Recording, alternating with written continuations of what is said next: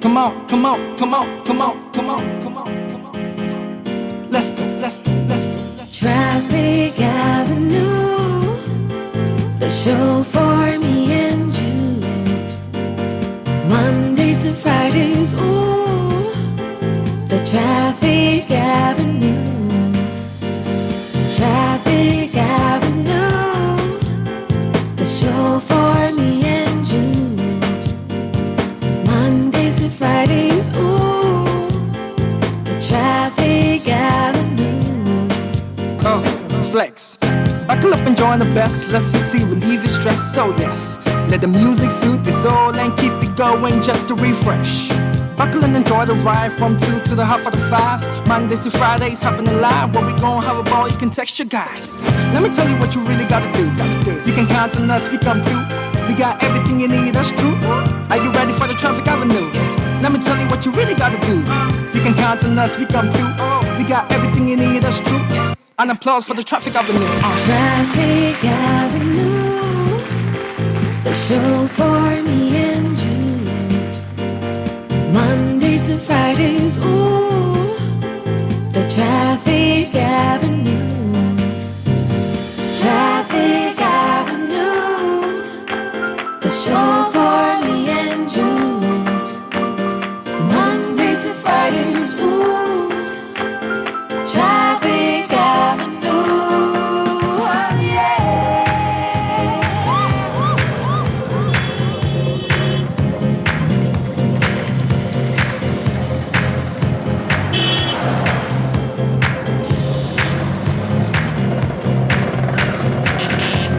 Welcome to the Traffic Avenue.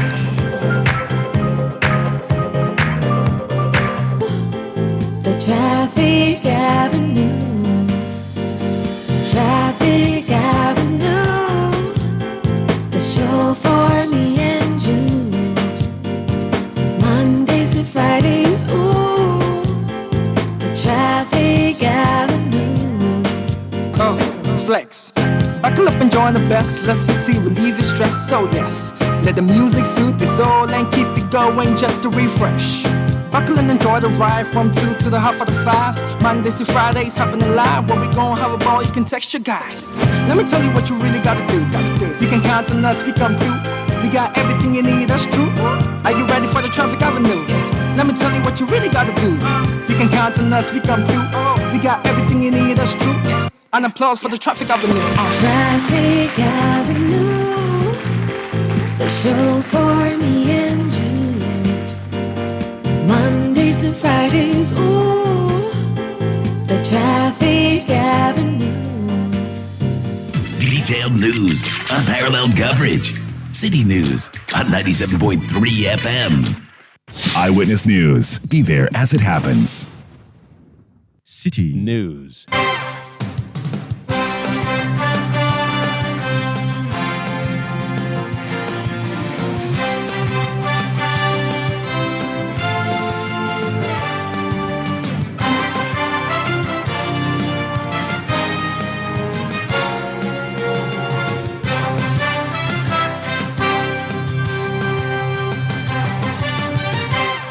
It's 17:30 GMT. This is Eyewitness News on 97.3 Citi FM. I am Umaru Sanda Amadou. Tonight, I'm here with Eno Safo. And coming up over the next 90 minutes. Now, these 11, we found out that they were charging other forms of money for selling certain items. For example, when in the case of Kumasi Girls Senior High School in the Ashanti region, the head was charging 280 for something she describes as compulsory sewn anniversary cloth. Sale calculators 120, maintenance 20 cedis. Ghana Education Service justifies interdiction of 11 heads of senior high schools who have been collecting unapproved fees from parents of new Form 1 students. We'll hear the full story in a bit. Also, coming up, spokesperson of the yet-to-be-known New Force granted bail after allegedly using false information to arrive in Ghana. And later, on Eyewitness News, occultism and money doubling sees an increase on Ghana's airwaves. That's according to the National Media Commission's latest report on the situation with the spectrum. Stay with 97.3 Citi FM for more of these and many other stories on Eyewitness News. And in business, Bank of Ghana cautions public to be cautious of institutions which provide unreasonable increases in interest rates. That's in 15 minutes from the Citi Business Desk. Eyewitness News is live across the country on a host of affiliate stations, including Kasha 99.5 FM in Damongo in the Savannah region. Also on Volta region's Selar 97.1 FM in Dabala and Holy 98.5 FM in Aflao. In the Ashanti region, we are on Focus 94.3 FM in Kumasi on the campus of KNUST. We are also in Kumasi on Orange 107.9 FM. In the Western region, we are on Beach 105.5 FM. In Takrady, Sky Power 93.5 FM in Takrady as well. In the Northeast region, we are live on Nobia 98.1 FM in Nalirugu. In Northern region, we are on North Star 92.1 FM in Tamale. If you go to the Upper East region, we are on Rekas 92.1 FM in Bongo Namo. In the Upper West region, we are on Tumpani Radio 88.5 FM in Nadoli and Jirapa 96.1 FM in Jirapa.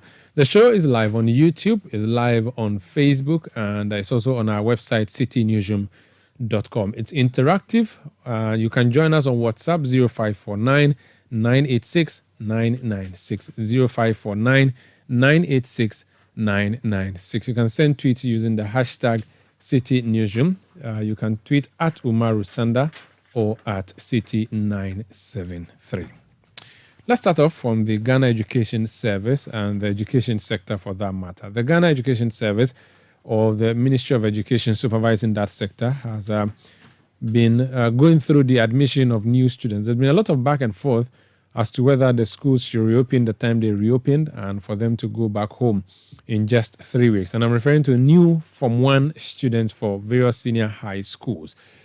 The Minister for Education has justified that. But the new issue is that some head teachers, at least 11 of them, have been interdicted by the Education Service. And this is because they have allegedly been charging unauthorized fees.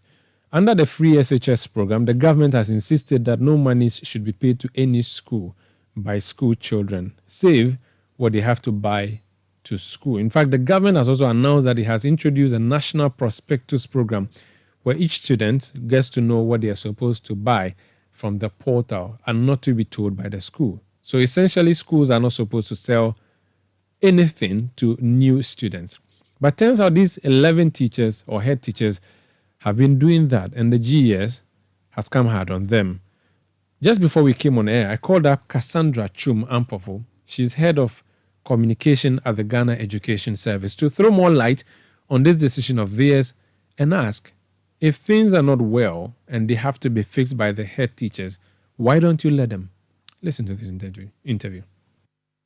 We established that they have operated against administrative rules.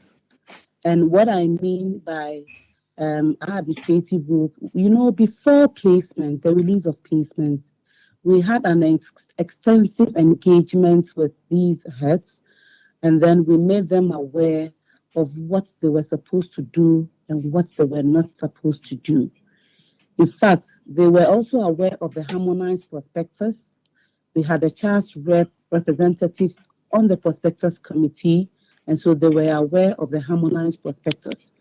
And we indicated through the head regional directors to them that we've asked the parents to buy, if they buy and then they come to school with their awards, they have to be admitted. There shouldn't be any more charges. There shouldn't be any other extra prospectus or what these days they describe as school specified, because we have all agreed on this approved prospectus. Now, these 11, we found out that they were charging other forms of monies for selling certain items. For example, when you, in the case of Kumasi Girls Senior High School in the Ashanti region, the head was charging 280 for something she describes as compulsory sewn anniversary cloth. Pencil calculators, 120. Maintenance, 20 cedis. When you go to Bono region, where we also had two, we have one from Odomasiman Senior High School. Enrollment fee, calculator, socks, checks. Even with the check indicated that he was selling at a cost of 80 cedis, it's in the prospectus. And already we have asked the parents to buy themselves for their awards. Because as first year students, they can't go with mufti. Before we supply them with the uniforms or the house dresses and what have you, they need to have something to wear, and that is the check. And so if a parent has bought at home or found any check and then they get to the school only for the head to tell them to buy again. Why must calculator be compulsory? Why must it be part of the admission process that if you do not pay or buy, it means that you have not completed your admission process? Some were also charging the PA dues, Parents Association, and a student that is now coming to school, you have a desk, and as part of the admission process, you have to pay. You have to pay before. In the Eastern region, for example, when you get to Ghana's secondary school, they were also buying a ceremonial dress. That's what they describe it. And then they have tracksuits. And when you get to the school, they have a small corner that instantly you need to buy, change over, and then wear what you have bought before you be allowed entry into the dormitories, whatever that you've been given. And so clearly, and we had lots of complaints where parents had gone to the school and they were asked to pay these monies and they had not prepared for. Some had to turn back. On the prospectus, we indicated that you can either send wooden chopbox or plastic. And so if I can afford wooden chopbox and I send to school, we had instances where some of the heads said, no, as for us, we use plastic chopbox. And the plastic they were also selling on campus. So you need your 450 or somewhere paying 480 for the plastic chopbox. Why must that be the case? So that if you don't have money, it means that you are not complete. You need these items. Or you have to even go back and get yourself prepared before you can come back fully. And that wasn't what we had discussed with them. And so for them to go against this directive, we needed to let them step aside so we can find out or investigate further to find out the basis why they had to then go ahead to charge these fees or to sell these items on campus. So you're certain that all headmasters across the country knew about this directive? Maybe the memo may not have gotten to them, that's why they did what they did, or you're certain that they all knew, but they just were going against your rules? Yes, they all knew. Because aside my Director General meeting all of them physically and also via Zoom in batches, we have engaged the regional directors who also in turn met all heads of senior high schools in their respective regions. And that is why these letters, you see, it was the regional directors that signed it. They just were not happy that we have met you, so why should you even go ahead to do this? So they had even taken their steps before getting to us. And we also, added our voice to it that indeed they needed to step aside. But so some of them have said to us that they have not been communicated to directly. They say they have seen on social media that they have been interdicted, but letters have not been given to them directly. How do you respond to that? Oh, we have copies of the letters from the various regional directors with their names indicated. Omar, I'll share with you when we are done with this interview. So it wasn't even a press release. We'd never signed any press release to even show for them to say that we've announced it's out there that they've been interdicted, or we asked them, or we have asked them to step aside without them. No, these are specific letters addressed to these specific heads signed by the various regional directors. In the case of Ashanti, the regional director, Dr. Kwame Amankra, and then when you go to Bono, the director, Eastern Region, the director, and then Greater Accra, So they have copies of the letters, and we also have our copies here. Okay, now let's talk about the specific challenges that the headmasters raised.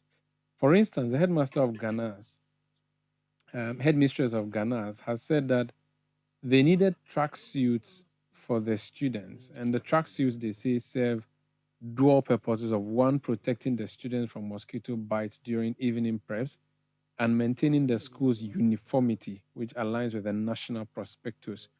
Why would such a situation be wrong, considering that they are dealing with a local problem of mosquito infestations? We had indicated pajamas, because this mosquito issue also came up, and that is how come we agreed that they get some kind of trousers or something of the sort to cover their legs, as you are telling me that the Ghana headmistress said so. And so if the school still had a peculiar problem, knowing the prospectus ahead, mind you, we published the prospectus ahead of the release of placement. And so they knew, all heads knew. And before we even published, their executives had also shared with them for them to give us their input. And so for mattresses, for instance, we didn't even have mattress on the first prospectus that we published in the Daily Graphic. If you have a copy, you can check.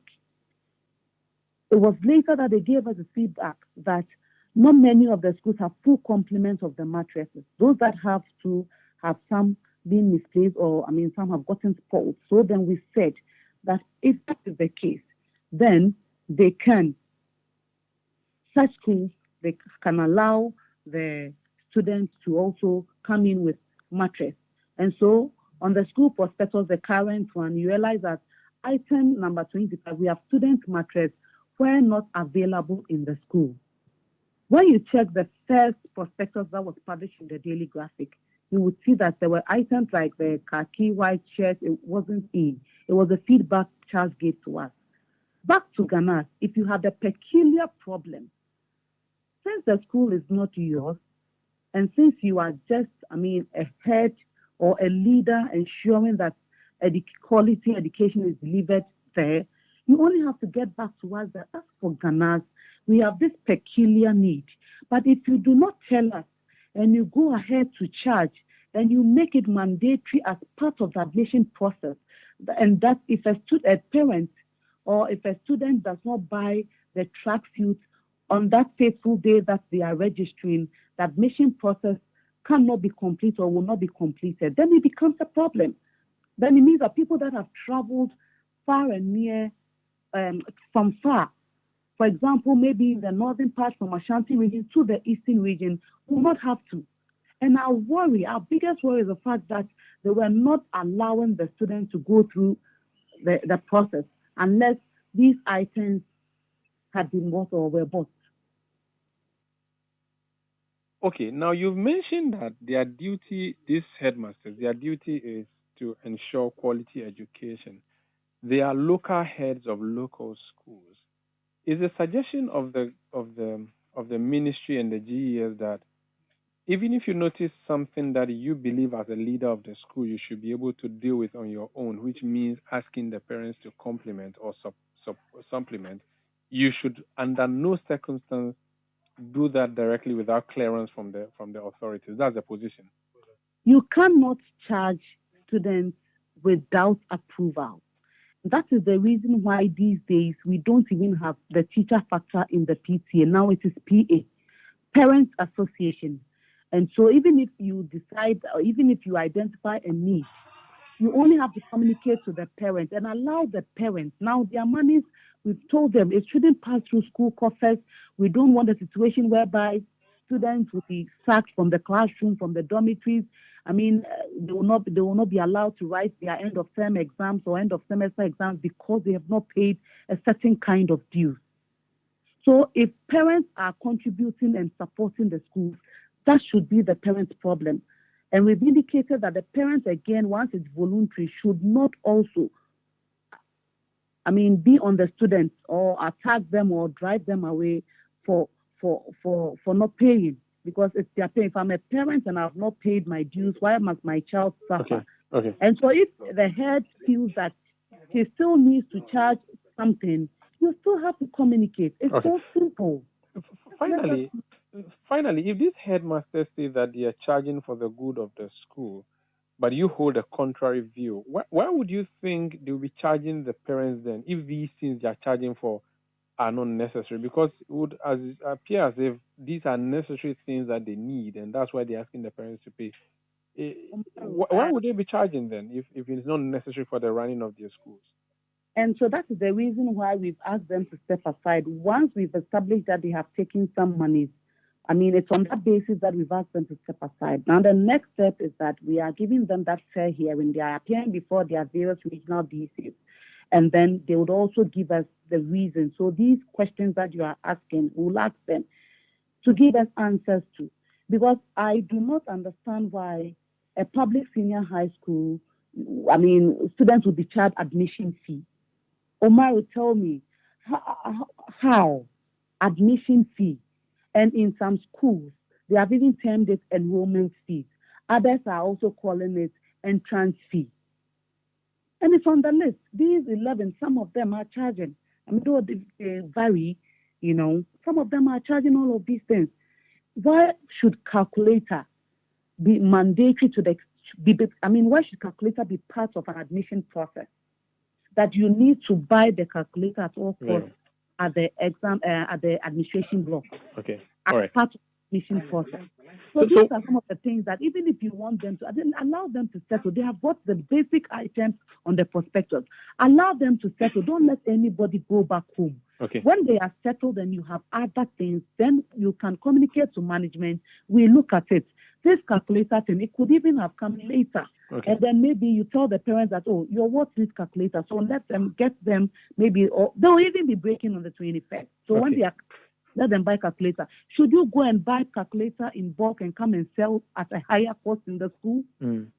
Okay. Now, this interdiction has kicked off. When will they know their fate? Is there going to be like a committee that's going to sit and invite them and question them? When would we know what the status is about whether they will be dismissed or they will be giving back their jobs? What should we expect next? Yeah, so as I indicated early on, we've asked the regional directors to give them that fair hearing, investigate further. So we hope that in 2 weeks' time, like we do all the time, we don't rush them. We give them 2 weeks to finish their investigation and then give us the report and then recommend whatever sanctions if there is the need. Or if they find out through the investigations that indeed the items that they were selling or the items that the money that they were collecting were justified and there's a need for them to be reinstated, why not to let the public know? We did that in the case of Kanas. And then for Pijai Senior High School, when it came up, we announced that indeed they've been reinstated after our investigation proves otherwise. Okay. So definitely that will be done. So that's Cassandra Chum Ampofo. She's the head of PR at the Ghana Education Service, speaking to us about the interdiction of some 11 head teachers of various schools for charging unauthorized fees. Now, head teachers have an association. It's called Conference of Heads of Assisted Secondary Schools, CHAS. The president in the Ashanti region chapter is Zakaria Suleiman Yeboah. He's joined us on the line. Sir, you're welcome to Eyewitness News. Yeah, thank you very much. I know there was a meeting today, at which meeting you were, but before we even talk about that, nationally, the position that has been taken by the GES is that, and for that matter, the Ministry of Education, is that do not charge any parent for anything whatsoever, and especially parents for the new students who are coming in. The GES official just told me a few minutes ago that there was a national directive to all of you head teachers and that there are communiques to that effect. Is it true that all head teachers have picked this information, that you're not supposed to charge anything? Are you all aware? Yes, good evening, and thank you for the opportunity. Yes, if I may start from there. As the regional caucus, we met, and the directive given by the GS management were outlined to our members. So indeed, I must confirm that we told our members not to, take any money whatsoever.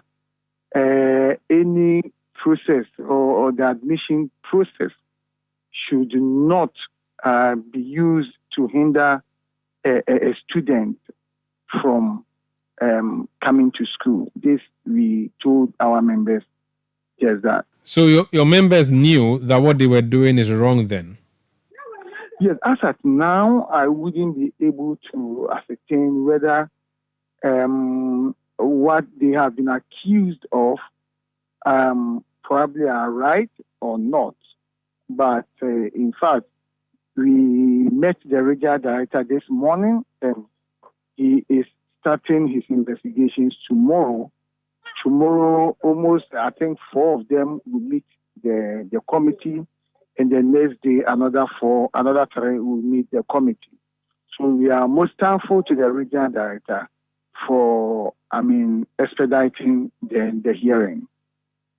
Now, today's meeting, what was it about? Was it supposed to be a disciplinary committee meeting of a sort, or this was something unrelated? Oh, not at all. It was to meet the regional director and find out the next step that the affected heads would have to take. So, and he gave us the next step. So I think we are okay with it. Okay. Some of the head teachers have said that the monies they are charging are compulsory because they need to procure some things, or some items are needed, which items are not captured in the so-called national prospectus. You have been speaking to these headmasters. They are under your association. Are there, or is there a necessity to charge parents of new students based on your understanding of the situation in all the senior high schools? Yeah, not at all. Not at this time. We told our members not to charge any fee during the admission process. What we told them was that you allow them enter the school first. Later, you can meet the PTA and then let them know your needs. And if they wish to support the school, that is it. But in the admission channel, nobody was to take any money. Even if that money is necessary. For instance, the head of Ghana says that they needed a tracksuit for to prevent mosquito bites among the students. The GES says if that's the situation, prompt us, let's give you the clearance before you do so. Where do you stand in this? Excellent. I believe that is right. And we were also told that if in case we have a peculiar situation where you need something special, you have to refer that issue to your regional director for the regional director to help you resolve that issue. So I am aware some people went to the regional director, and then the issues that they were to do, the things that they were to do, they were approved, or they were given a different a strategy to adopt. Moving forward, are you going to intervene and beg for these teachers, or you believe that they did not listen to the advice or take instructions, and so they should be punished? They should be punished if need be, if they are found to be culpable. Thank you. I believe that as Charles, I can also say that we are not saying that we are above the law, but and the processes leading to the stepping aside of the affected heads. I think we also support the monitoring system by the GES. That is all right. However, we think that for now, I cannot say that the items stated against them probably are right or not. I can't say that. I have met my members and we spoke at length, and they've also given me their side of the story. So I hope that the committee sitting tomorrow will help us unravel some of the issues at stake. So for now, I will plead that we wait for the committee to sit, and I believe, just as the PR of the GES stated, immediately after the committee sitting, a recommendation will be made for GES to take the final decision. So for now, I am not saying that they have committed those crimes or not. I am not saying. We are waiting for the final verdict from the committee. Very well. For your headmasters or head teachers who may still be tempted to do what these other ones did, what would be your advice to them? Okay, yes. We have advised them, we are still advising them to stick to the rules of the game. We have informed them that henceforth, all items that students are supposed to buy, they should stop it. And then those who are not doing it too, they have to keep their faith in the rules. And I must say that Ashanti region, we have almost 151 senior high schools. So if 7 out of the 151 have been found culpable, I think that the rest are doing the right thing. And then even those who are found culpable, we are still not sure whether they committed the crime or not. So I will plead with my members in Ashanti region across the country to desist from charging any unauthorized fees. After all, we have been informed that we shall allow them to come in, and after coming in future, if we meet parents and they want to help, they can help. Thank you so much. Thank you so much, too, for speaking to us. That's Zakaria Suleiman Yeboah. He's Ashanti Regional Chairman of the Conference of Heads of Assisted Secondary Schools. That is CHAS. We can now listen to a former Director General of the Ghana Education Service, Charles Ahetochega. We called him up for Citi Prime News and asked him what he made of the interdiction. This is what he had to say. All boils down to a certain lack of communication between the supervisors and then the implementers. That connection has actually been lost because for all these number of years that we have been under SHS, we should have been able to identify that these were potentials and there were things that could happen for us to find solutions to. But we left it. We didn't go back. We didn't discuss it. We knew that there were serious gaps in the cash flow for schools to function. We did nothing about it. We starved schools and we created very, very challenging situations for schools where heads were supposed to take very difficult decisions. As a head, you are helpless. And so you need to go back and fall on the parents and ask them, look, this is our challenge and all of those things.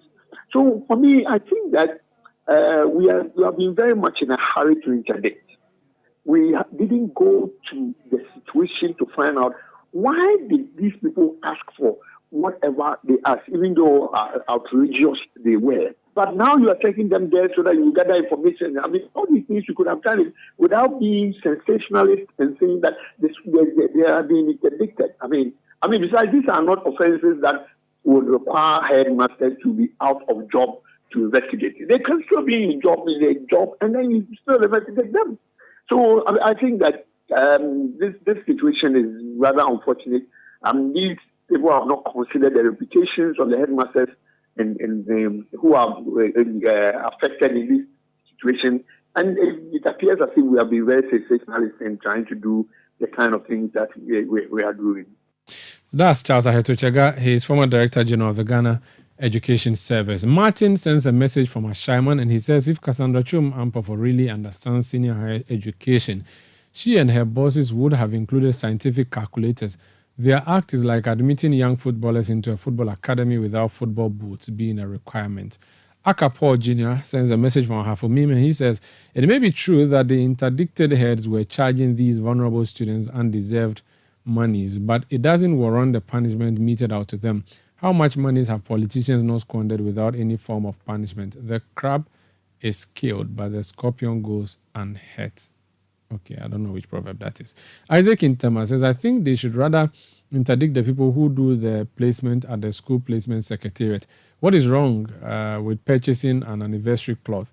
The lady speaking to you wears an anniversary cloth. The Ghana Education Service should rather sit up and address the challenges in the various schools. Father SK from Kenya in Kumasi sends a message and says, the 11 beleaguered headmasters should be dealt with severely after the investigations if they are found culpable to deter other unscrupulous headmasters.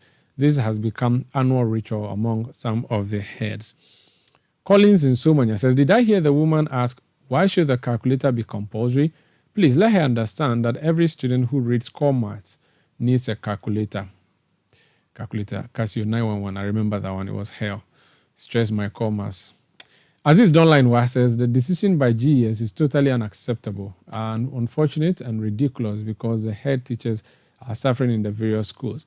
The prospectus is making parents poorer and poorer. I just returned from a school and prospectus alone cost 3,000 cedis. What kind of free SHS is this?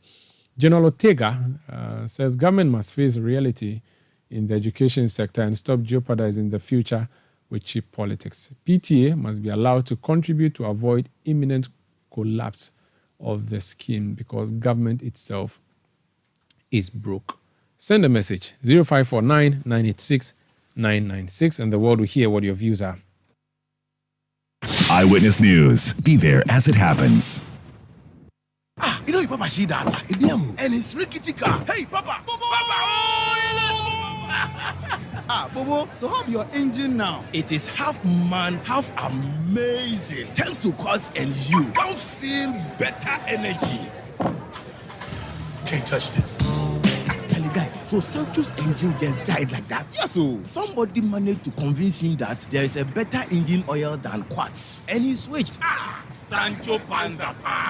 Now, which engine oil can be better than Quartz? No other, my guy. Quartz with its age-resistant technology, it keeps your engine younger for longer. Now you know. Have you guys seen the new bottle design? It's superb. Quartz 9000 from Total Energies there improves fuel efficiency. Why do you think Mr. Mane and Logoso have taken the Quartz Nation movement World Cup like that? Sorry. Chairman Omani. Quartz. Keep your engine younger for longer.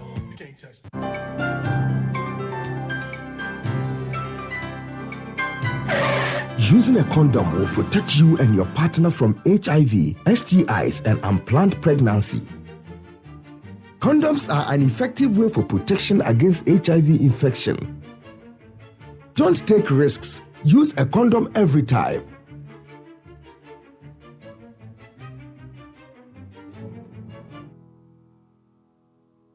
Always come prepared. This advert is brought to you by the Ghana AIDS Commission and Ghana Health Service. Oh, what a nice move towards the cashier. Yep, you can trust my wife for that when she's using my Access Bank Visa card. Oh, look at that. Too much swag. Her swiping is impeccable, especially when Access Bank Visa cards are offering up to 40% discount. Aha, I see where her confidence is coming from. A 40% discount. That's something. What is she paying for? It's a spa moment. Get an Access prepaid, debit, or credit Visa card. Transact and enjoy up to 40% discount when you shop at your favorite retail outlets or Access Bank loyalty partners. Your Access Visa cards can be used for local or international transactions. Access Bank, more than banking. Let your voice be heard on Eyewitness News on Facebook at facebook.com/City97.3, Twitter at twitter.com/City973, and Instagram at instagram.com/City973 with the hashtag Eyewitness News. You're welcome back. This Eyewitness News on 97.3 Citi FM broadcasting from Adabraka in Accra. My name is Umaru Sandamadu here with Enu Safu, who brings us other stories. Enu? The Nkwanta South Municipal Security Council in the Oti region says it is engaging the Education Directorate to ensure the reopening of schools within the municipality. Schools have been closed for about a month now following a clash among the Adele Chala and Akoyode tribes over disagreements regarding the performance of ritual rites related to the 2023 annual Yam Festival. In an interview with City News, the municipal chief executive, Bright Lenwa, said a few teachers have, however, been engaged to support first-year students who have been placed in senior high schools in Nkwanta. We started talking with the teachers and the educational authorities. I spoke with the GES director for the municipality a while ago, and we are trying to see, we have just about 2 weeks, nearly 2 weeks for us to break for the Xmas holidays. But we're trying to see if we can talk to some of the teachers who are around to get back to school so that the children who are also around will come around, even if they wouldn't have any serious academic work. Once they come for 5 days or 4 days before school officially closed down for the first time, then we work towards full reopening or full resumption in the second term early next year. But as I speak, I can say for sure that apart from admission processes ongoing in the senior high schools, the resumption of senior high school students will also be early next year. But admission process, we have some skeletal staffs in the various senior high schools in town here who are dedicated and they are at post, ensuring that all the children who have been placed in those schools come around and then they are granted admission. He added that residents have returned to their normal activities. For now, things are moving on well. Gradually, things are picking up. Businesses are returning. Shop owners have started opening their shop. The market, for the past 3 weeks, the market used to be held on the main streets of Nkwanta town for the fear of the safety of market women. But today, I can say a considerable number have returned to the main market with heavy security among them to give them the assurance that their security is assured. So generally, I can say things are improving and moving on gradually. Bright Lenwa is the Nkwanta South Municipal Chief Executive in the Oti region. The spokesperson for the New Force movement has been granted bail to the tune of 20,000 Ghana cedis and is required to report to the police 3 times a week. The Belgian national Shalima Abusi was arraigned at the Kaneshie District Court to face charges of allegedly obtaining a student permit in Ghana through false declaration. She has pleaded not guilty to the charges. According to the prosecution, they took interest in her following her activities on social media as a spokesperson for the political group New Force, whose leaders are yet to be known. Investigations, according to prosecutors from the Ghana Immigration Service, pointed to the fact that the university has no evidence of her admission. Meanwhile, one of her lawyers, Francis Xavier Susu, has accused investigators of attempting to abuse court processes by demanding to hold her in custody until the bail conditions are fulfilled. When you bring a person to court and the court admits the person to bail, what happens is that the investigators are under a duty to go and inspect the properties or the homes of the sureties. That's what you do. So, assuming court is closing and the judges do not have a place, or the court does not have a place to keep the accused person, right? Then an investigator could then say that, well, they will take her and keep her in custody until those inspections are done. But under this circumstance, that's not what is happening. The bail has been granted, the sureties are around, and the sureties have actually properly so-called brought their ID cards and supply same to the registrar of the court. The only thing left is for the inspector, the investigator, to inspect the homes of the sureties so that the sureties will sign for her to be released. That's what is left. But what is happening now that we want to go and keep her and until whatever, I mean, very, very respectfully, that will be an abuse. It will violate her right to fair trial. It will violate her right to freedom of movement. It will violate her right not only under the Constitution of Ghana, but under the Universal Declaration of Human Rights. I mean, the UN Convention on Elimination of All Forms of Discrimination Against Women. I mean, how do you treat a foreigner like that on your land? Ghanaians are also we are also foreigners elsewhere, right? And so how we will want to be treated elsewhere is the same way we should treat other people here. So if you have an issue, no problem. You brought the matter to court. The court has admitted the person to bail. Please, let's release her on bail.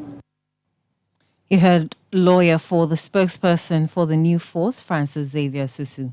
Hansen Ajiman was our man in court today. Hansen, you're welcome to Eyewitness News. Thank you, Sandra. Now, this new force, we don't even know who is behind it, and it already has people being picked up. Tell us the story for those who have not followed.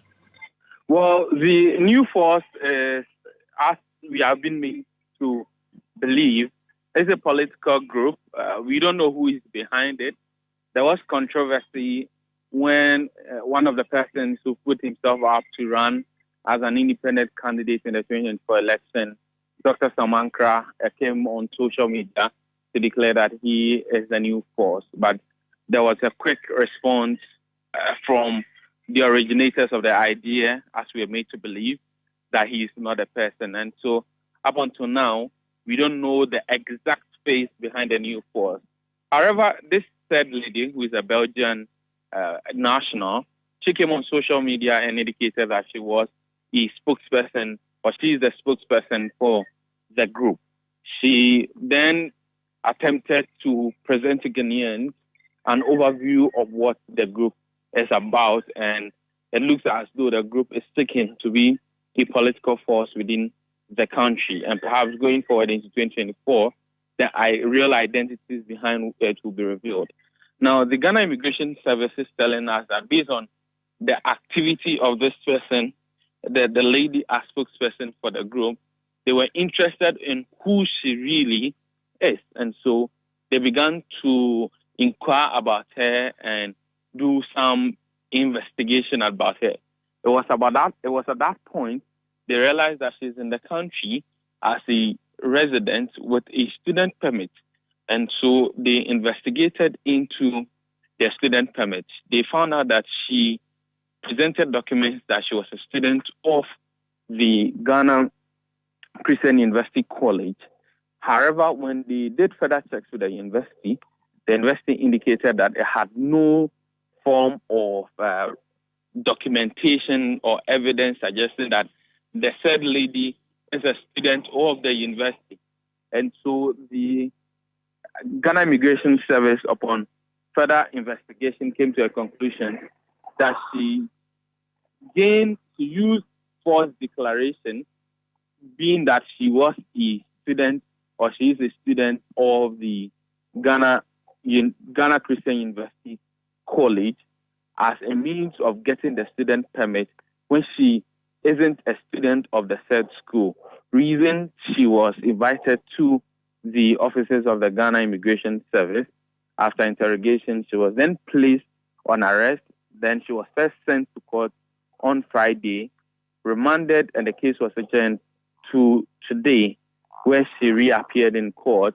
Her plea was taken. So the offense she's been charged with is obtaining student permit with false declaration. She pleaded not guilty to the offense, and so the case has been adjourned.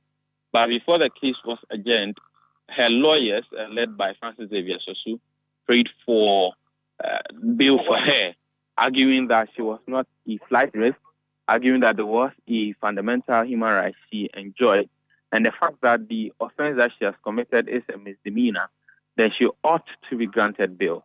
Even though the state's true lawyers from the Ghana Immigration Service or prosecutors from the Ghana Immigration Service opposed the bail application, she was eventually admitted to bail at the cost of, or to the tune of 20,000 Ghana cedis with two sureties, and she's expected to report thrice every week to the offices of the Ghana Immigration Service.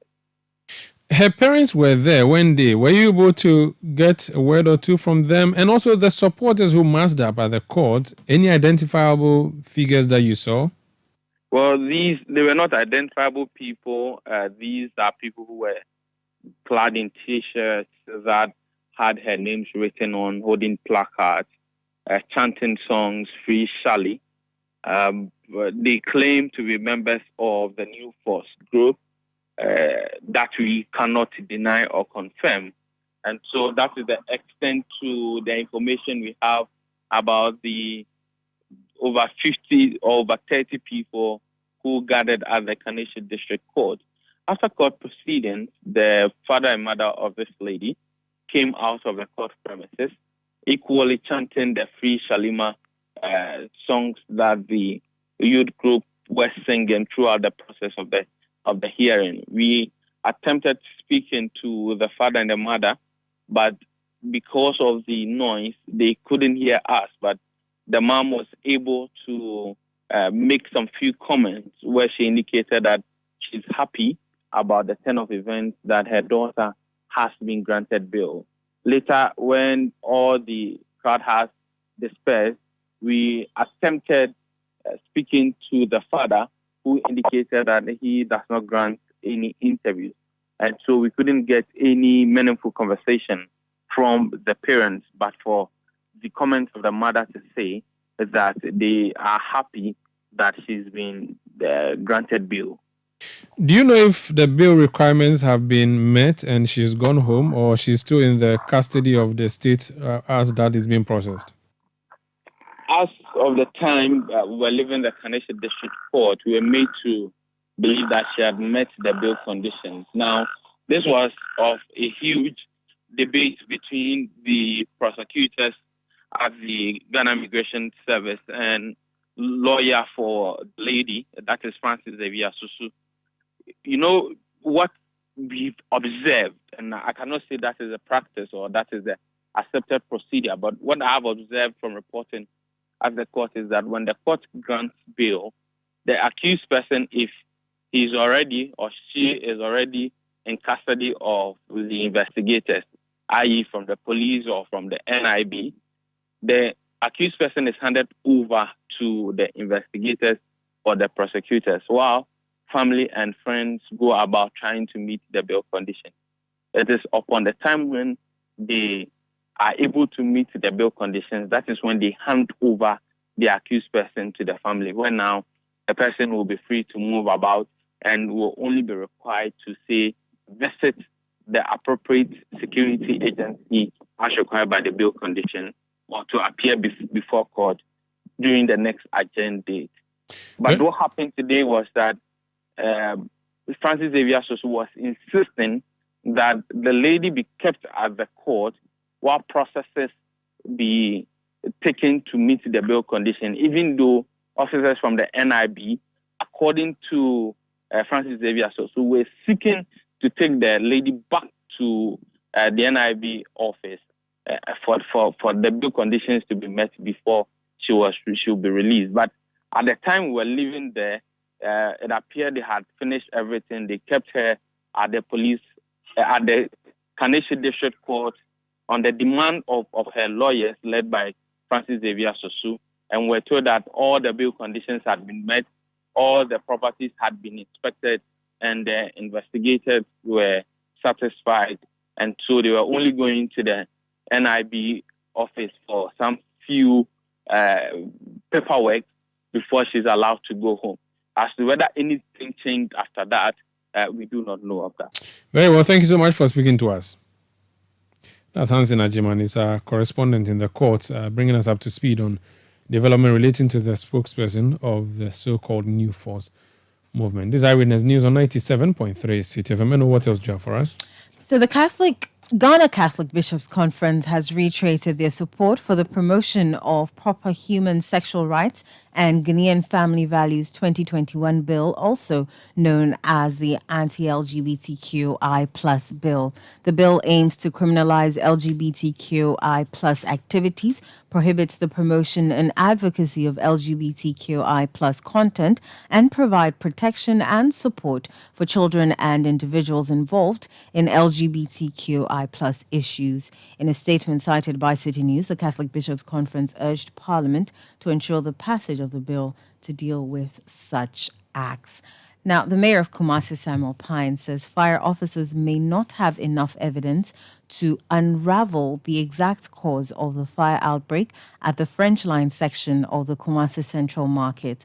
This is because affected traders are clearing the area and preparing to erect temporary sheds to continue with their businesses. The fire, which occurred on Sunday, caused extensive damage to properties worth thousands of Ghana cedis. The French Line section is also known for wares such as clothes, phones, locally made sandals, medicinal products, and other food stuff. Although the Kumasi mayor says he's yet to receive a report on the incident, he dispelled rumors that the affected traders will be evicted from the area following the fire outbreak. I'm yet to receive a comprehensive report from the fire service. My worry is about how people trampled on evidence that could have been gathered, because after the outbreak, a lot of people who threw in there may have compromised the evidence as to what actually caused the fire. I think it's important to drum into people that the season that we're entering is not that favorable, especially when things are getting drier, and therefore we should be cautious of such incidents, and that we should adhere to regulations that the fire have been given to us. So some of the traders have also started rebuilding. There were concerns that they were going to barricade the area as they did to the other projects. You see, people just, these are all speculations. I mean, that portion of the market is for the phase 3, of things we're yet to tackle. Even the phase 2 is a little bit on hold, and we're going to commence work soon. That was the Kumasi Mayor Samuel Pine. Now, the second part of November 2023 witnessed an increased rate of 64.7% of reported cases of unethical and unlawful content on the Ghanaian airwaves, according to a joint report released by the National Media Commission and the National Communications Authority. According to the two entities, this figure is higher than the first fortnight report released on November 16, 2023. The NCA and NMC in their November monthly reports stated the second part of November saw an increasing trend of 64.7% in the overall number of reported cases of unethical and unlawful content on the airwaves, above the first fortnight report released on November 16, 2023. The NCA and NMC in their report disclosed that fake lottery increased sixfold to 676%, while occultism doubled to 105%. Money doubling and money rituals, according to the entities, decreased respectively. The NMC has therefore given a final warning to media houses which carry out offensive broadcast, warning that regulatory action may be taken against them in future. The media houses cited for carrying out offensive broadcast include Asomafo TV, Adrimpa TV, Diamond TV, X TV, Funny TV, Big TV, Passion TV, Elephant TV, Best TV, Energy TV, Inkabum TV, and Seekers TV. The NMC is encouraging the public to continue to collaborate with them by calling the toll-free number 0800-419-666 to draw their attention to any content they consider unacceptable by the standards of media. Eyewitness News. Be there as it happens.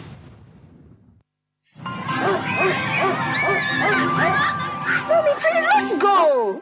Hey, why are you taking the whole family? You've forgotten I said I was coming here today? Forgive me, but we are all headed to Royal Senchi for Christmas. But it's not Christmas yet. Shit. Christmas has started early at the Royal Senchi.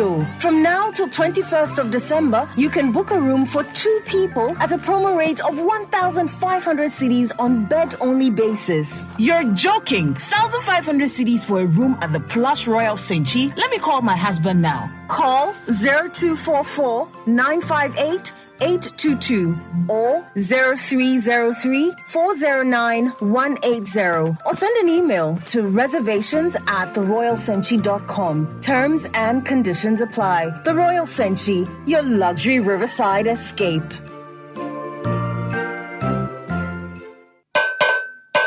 I'm afraid! Yeah! media some bisana mo. Eti emra tia no mu hwan pa na tumi fi na mo bodompe mo ma na yakono. Eye kwabna. Na mu hwan so na tumi just male ma yɛ nyina de.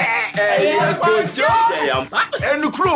Kobre tumi wi na bodompe mo sense o yisu president eba. Aye den aban ne do braye. Po si echi na mo ho ban na sem ma na ho de ne. Sa ani na kudwo nso yisu president chako. Na eno ne de e ma wo se wo ye krejen fita. Na what you asiri bedwo ma na feel you. Ey kojo. Sa. Yeah. President eba and president chako. Afei de ya kono natural. FDJ etwade nkato ya tu. Abatu omrenie, kona kotu abani bio. Isi abatu omrenio, yankon kotu abani bio. Uyo mambaba, sorry kotu abani bio. Isi wonka ese, kona kotu abani bio. Ebra so say ya kotu abani batam abatu. Assembly many unit committee members. To abamane, ayenyam puntu yuma. To abamane. December 19th, please prepare yourself to go out there and cast your vote. Mama, Papa, 19th December, fellow pardon, so cup when you brain. About 200, no, a bumble for war. Young Peppa Sabasa, young voters ID card, put to your coffee. A bonnet to my wapa. I can camera no. So yo mamba koto abanu bio abatu omrenie kona koto abanu bio isi abatu omrenie yankon koto abanu bio yo mamba sorry koto abanu bio isi bo wonka ese kona koto abanu bio. District Assembly elections. Please go and cast your vote. Eyewitness News. Be there as it happens. Get the details. Every significant financial transaction, every market movement, and all the policies that affect your business. City Business News. Be informed. Time now for City Business News on Eyewitness News, brought to you by GCB Bank PLC.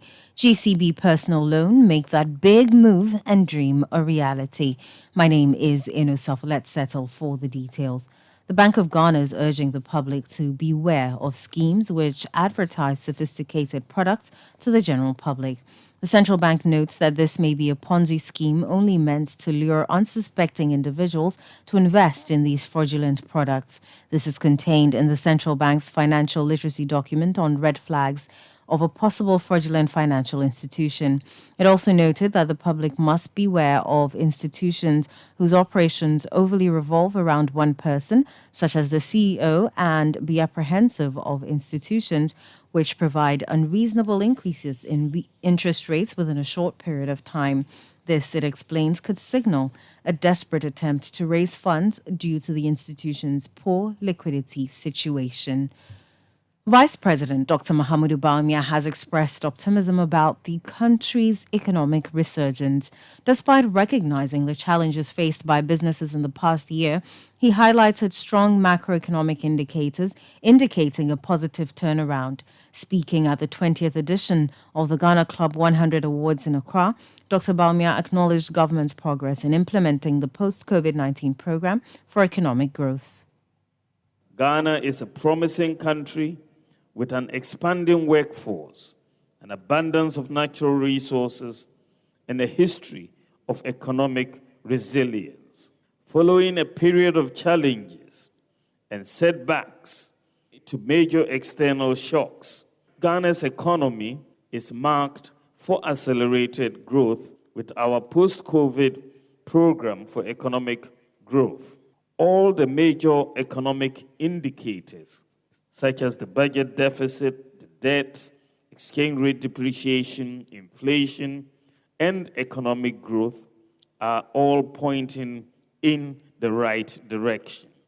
As we embrace the progress made, including infrastructural developments, digitalization, as well as advancements in technology and innovation, it is imperative to acknowledge that the stage for the transformative journey that lies ahead has been set. Vice President Dr. Muhammadu Bamia speaking there. The award ceremony highlighted standout performers across various sectors. Newmont Ghana Gold Limited secured the top position among 100 companies, with MTN Ghana following closely. Benso Oil Palm Plantation excelled in agriculture. Keck Insurance Brokers Limited led in insurance, and MTN Ghana topped the telecommunications sector. Notably, 16 rural banks received honors for their exceptional services. Away from that, some economists are predicting a crucial week for government as it negotiates with its external partners on reaching a deal to secure the release of the second tranche of the IMF loan. According to some stakeholders, the country is likely to not to receive the second tranche of funds this year from Bretton Woods institution if negotiations remain inconclusive by the end of the week. This comes on the back of the Director of Communication at the IMF, Julie Kozak's optimism that discussions will be completed soon to enable Ghana secure the funds. Dr. Patrick Assuming is an economist and he has been speaking on the issue. If you don't get it by the end of this week, then it's going to be very difficult for us to secure that. If you don't get the agreement with the official credit committee, then if you don't get that this week, then the chances of submitting the staff agreement on the first review to the board is very limited. So this week is really a crucial week. So I don't think it's a matter of doing that much or not doing that much. These are complex negotiations. I think we've seen the difficulties that Zambia has had. So this is a lot of money involved. And then the discussions are bound to be sensitive. You just have to it requires a bit of patience and care. So I don't sit in the negotiations, so I wouldn't be able to say what government is doing or not doing. But it's clear that the discussions are ongoing and it hasn't progressed. I don't think we are that much behind time.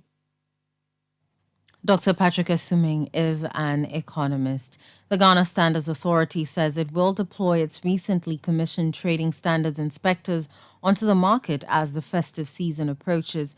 The objective, the authority says, is to have the trading standards inspectors rid the market of substandard products during the Yuletide.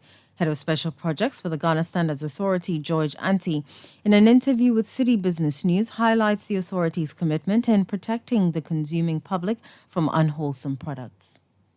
You cannot say that I did not know, or even if you say you did not know, we have enough evidence that we did whatever we could in our power to ensure that the message went out. So that is what the inspectors have been doing over the past few weeks. They will do that for a few more weeks. And then after that, we push the green button and it's action time. You will see them in uniform. They will be deployed to all 16 regions of the country. You will see them on the markets. You will see them in shops. And the job they will be doing essentially is keeping you and I and the rest of the Ghanaian public safe from substandard products. So yes, we are getting into Christmas, but we will spend our Christmas ensuring that everybody in this country can buy on the Ghanaian market with absolute confidence, because we will be checking the quality of products on the Ghanaian market. George Anti is head of special projects for the Ghana Standards Authority. That's all for City Business News on Eyewitness News. The business news on Eyewitness News is brought to you by GCB Bank PLC. GCB Personal Loan, make that big move and dream a reality. My name is Inosafo. Up next is Point Blank. Hello, Linda. You won't believe what I am planning next. I want to start my postgraduate degree, buy a car, and build my dream home. But you know what's stopping me? What's that, Mike? Money, oh. That be my biggest wahala. Oh, you are sorted, cry. With a GCB Big Move personal loan promo, you can borrow up to a whopping 400,000 Ghana cedis at a significantly reduced interest rate in less than 24 hours. Like, seriously? How do I qualify? Yes, it's available to all GCB salary account holders. Plus, you get a 2-month grace period before you start to pay back. Susket, I'm opening an account with GCB now. Now. Get a personal loan of up to 400,000 Ghana cedis at a significantly reduced interest rate in less than 24 hours. Call 0800-422-422 or visit your nearest GCB branch today to fund your next big move as we celebrate 70 years of greatness. T's and C's apply. GCB Bank, your bank for life. Let your voice be heard on Eyewitness News on Facebook at facebook.com/City97.3, Twitter at twitter.com/City973, and Instagram at instagram.com/City973 with the hashtag Eyewitness News.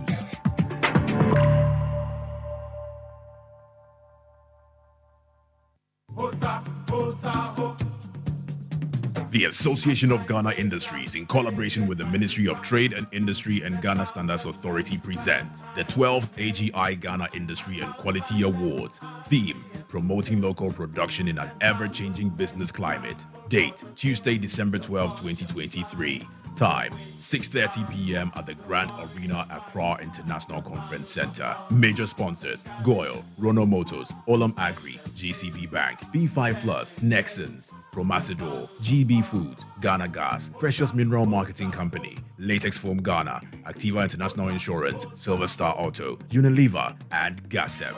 Co-sponsors: Casa Preco, Coca-Cola, Accra Brewery, Guinness Ghana Breweries, Sleek Garments, Africa Health Supplies, and Baltic Ghana.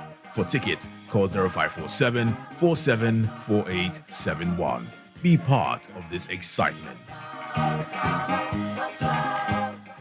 You know, Papa, see that? And it's rickety car. Hey, Papa!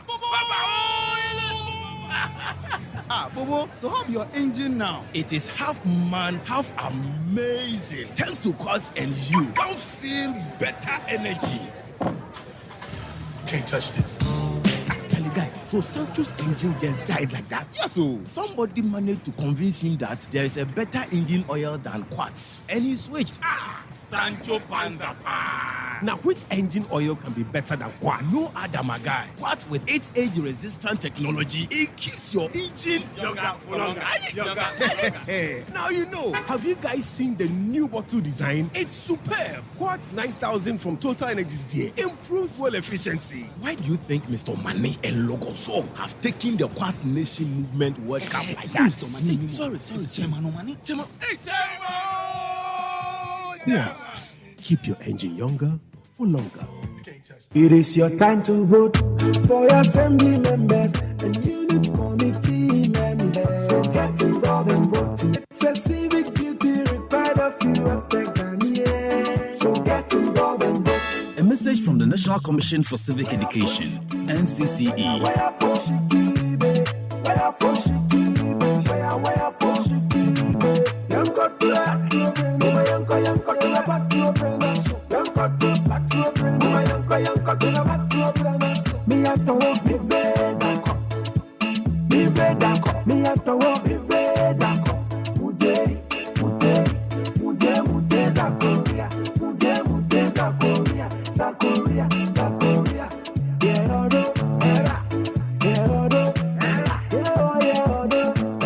It is your time to vote for your assembly members and unit committee members. So get involved and vote. A message from the National Commission for Civic Education, NCCE.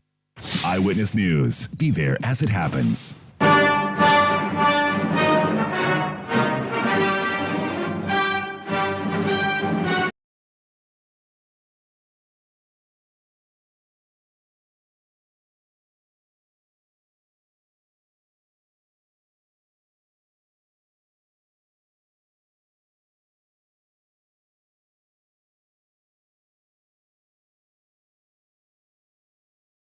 .3 Citi FM. I am Umaru Sandamadu. Tonight on Point Blank, we'll talk about economy through the eyes of a renowned economist, Kwame Pienim,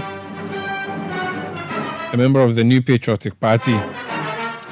He spoke at the 5th annual UPSA Leadership Lecture Series, dubbed Reimagining Ghana's Development Trajectory for a Peaceful and Prosperous Nation by 2057. And he had some thoughts to share. Let's listen to Kwame Pienim. A miracle happened in Ghana. From the ashes of the economic debacle, meltdown, call it whatever, of the 2020s, the unprecedented bankruptcy that we declared. Poverty raised 27% and rising. Public debt hovering 90% of GDP. Governments trying to spend 27% of GDP when we raise only about 15% of taxes and grants. This is where we were. But from these ashes, green shoots sprang up. And there was a miracle. We decided no more. No more 18. We are not going to break the 18. We are not going to have an 18th IMF strategy. So at Ghana, at 100, will be peaceful and prosperous. Peaceful and prosperous, that is, you and I will make sure that the average Ghanaian also benefits from this inclusive growth. Because you and I are only safe and secure when the many poor are also prosperous. Not even prosperous, but they can eat 2-3 square meals a day. And I do this in a discussion, an interview with my great-granddaughter, doing a study on the economic miracle of Ghana. We are cleaner than Singapore. Can you imagine that? Clean. I had the occasion recently to drive to Pando, a region that used to be very clean. I also drove from Sunyani by road to Kumasi. In the middle of the roads, plastic all around. You can see grass as tall as this by the roadside. In the olden days, we in communal activity would have cleaned them, but now we wait for Zoom Lion to clean it. And when Zoom Lion is cleaning it, our tax monies are not enough to pay, so we go to the Eurobond to borrow to pay. And that's why we are where we are. But we imagine a clean, prosperous, peaceful Ghana. The only thing I would like you to indulge me is that I'm still alive in 2057. Don't ask why I'm still hanging around. The greatest national security officer we've had in this country, Captain Kwajo Chikata, once said that those of us beyond 40, in the revolution, remember, they wanted everybody over 40 gone because they were under 30. He said those of us old people were waiting in the departure room in order to get our wooden pajamas. I know what a wooden pajamas is. But I'm still hanging around. And I'm excited. The interview is taking place in 2056. And I'm excited that Ghana is so prosperous. The miracle had happened. Just as excited as when I was a teenager in Achimode School, I welcomed the independence of Ghana in 1957. And in those early days, we did not even think the sky was the limit. And the ambitions we had for Ghana, the blaster of Africa, seemed to have no bounds. And before we do that, let us encourage ourselves with a quotation from the American cultural anthropologist, Professor Margaret Mead, and I quote, "Never doubt that a small group of thoughtful and committed individuals. Never doubt that a small group of thoughtful, committed individuals can change the world. And she says, it is the only way the world has ever changed. So I invite you and I with a few ideas to see how we can change our beloved Ghana. And we start with the questions.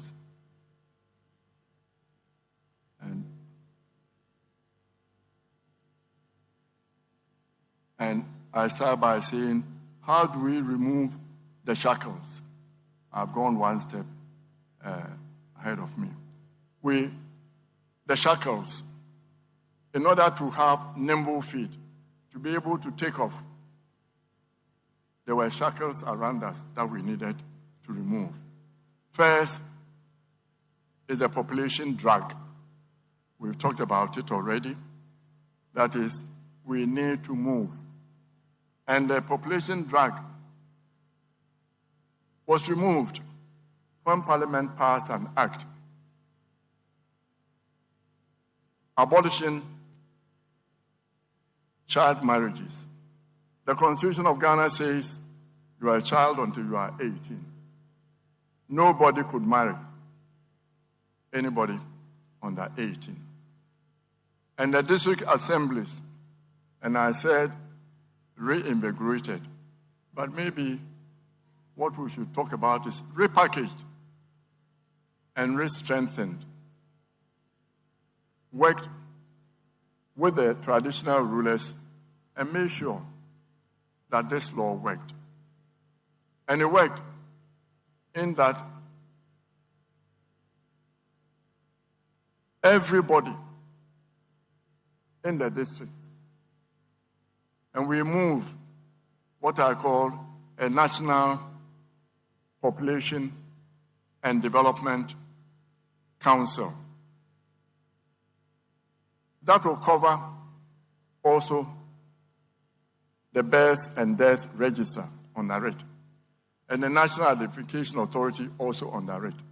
Because in most countries, everybody is born in a district. So you are registered in the district where you are. It's your district number, registered number, that you use to get a passport, and that will get you into education, free education, everywhere. At the district level. And these people, they work together to make sure that child marriages are no more. And once we have a handle on the population, we can then go ahead. And I said, with that, we modulated the population to around 45 million. And that meant that we could do what we wanted to do, grow, be able to finance education. And then corruption was the other thing we had to get rid of. Because whether you like it or not, what has been killing this country is corruption. And then all our politicians have made us believe that spending is development. Why? Because around spending, procurement is the web where our personal interests are, our percentages. And in order to kill that, my granddaughter asked me, how was corruption killed?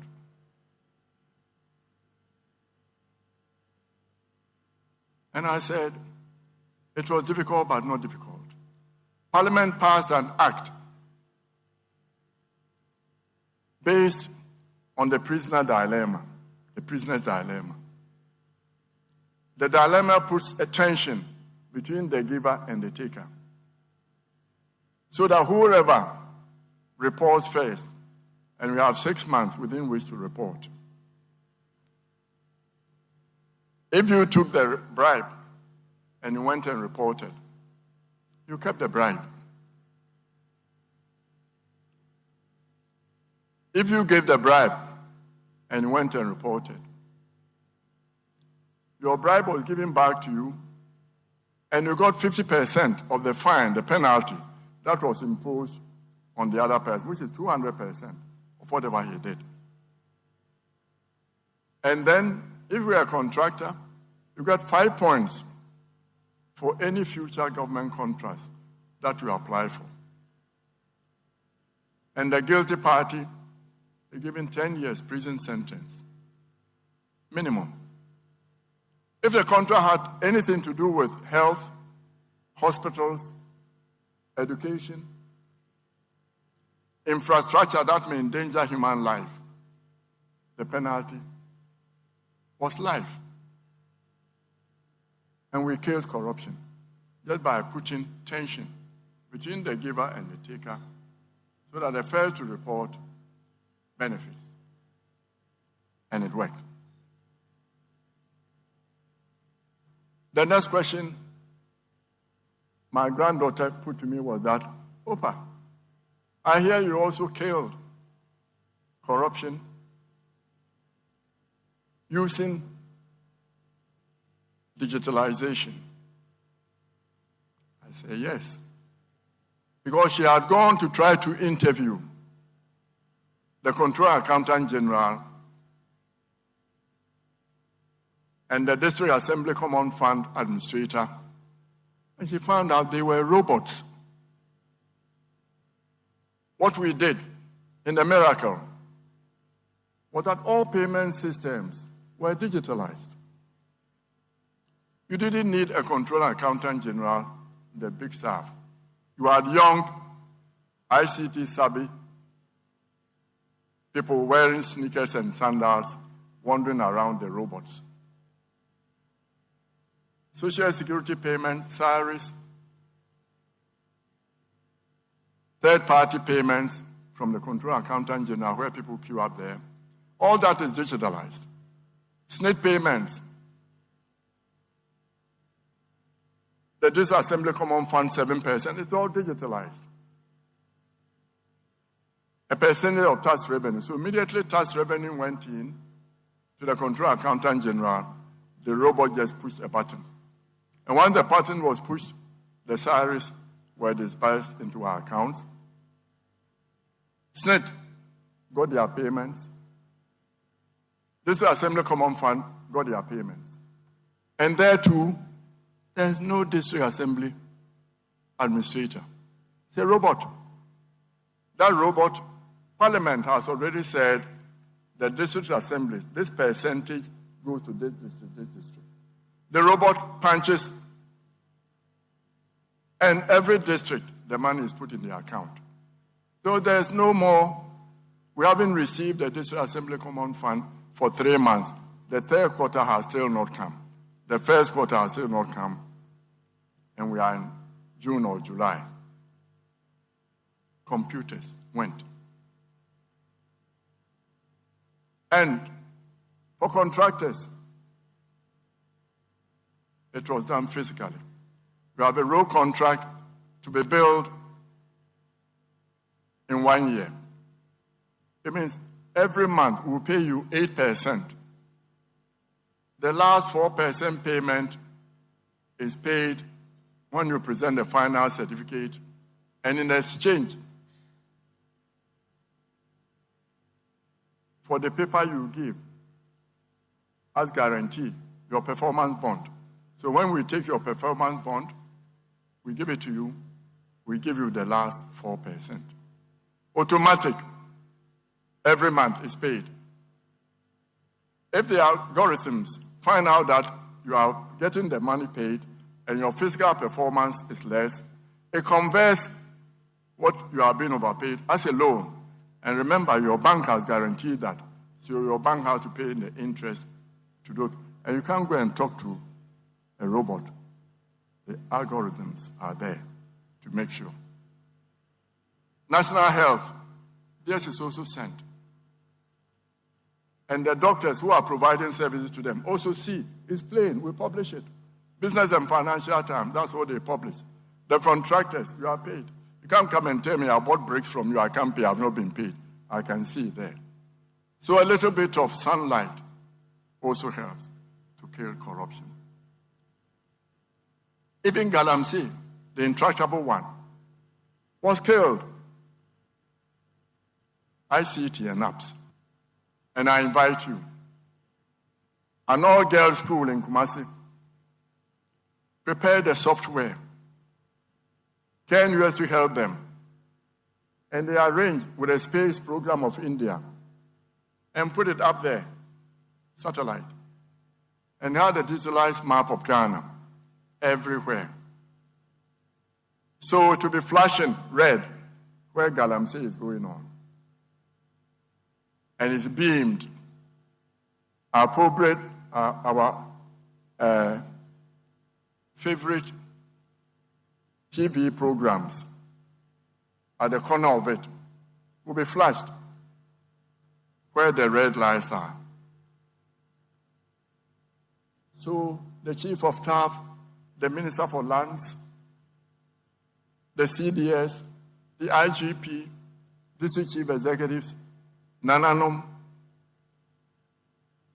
District Chief Executives, none of them can feign ignorance or being complicit in the destruction of our environment. We'll all see it being done. So even that, with a little bit of ICT, the destruction of our rivers, children being born with deformities, our cocoa exports being blocked because of cyanide residue, the destruction of our rivers. And I traveled recently. The only river that was not brown and dark was the Barakesi Dam in Ashanti.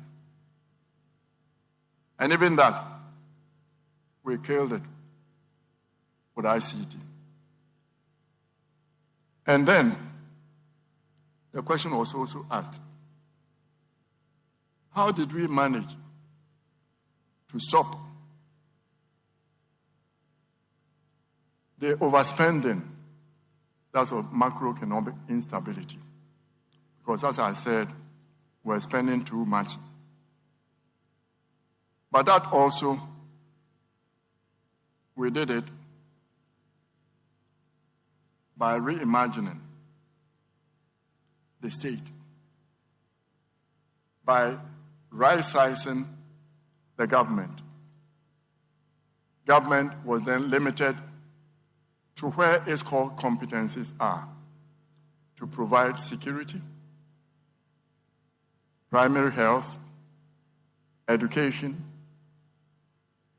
all the good things that we need to have a human capital that will help us develop.